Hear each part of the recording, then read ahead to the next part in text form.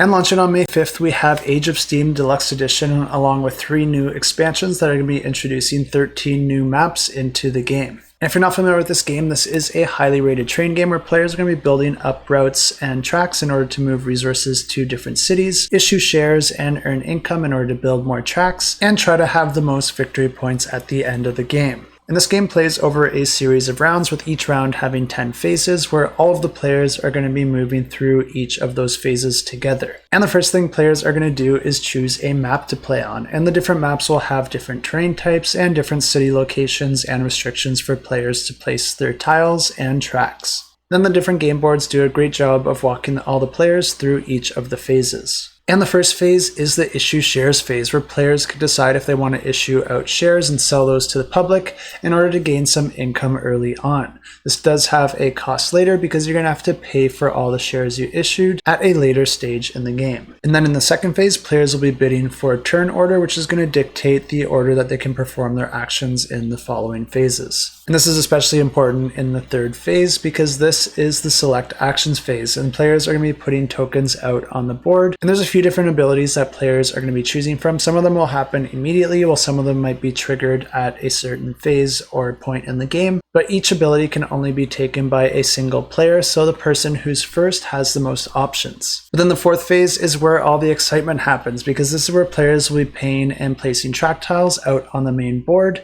and building up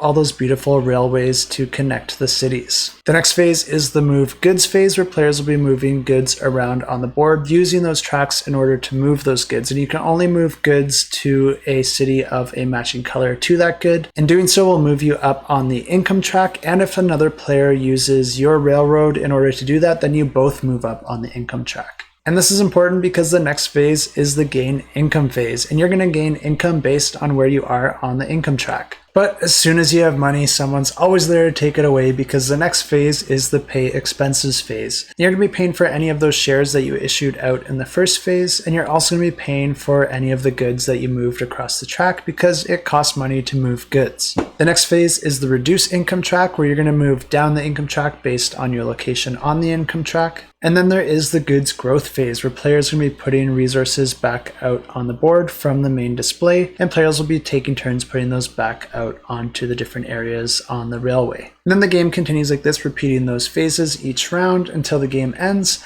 and then players are going to be earning victory points by counting up all the number of links that they're able to build, and then multiplying their income track by 3 and adding those together, and then multiplying their shares issued by 3 and then subtracting that from their total. And the player with the most victory points wins the game.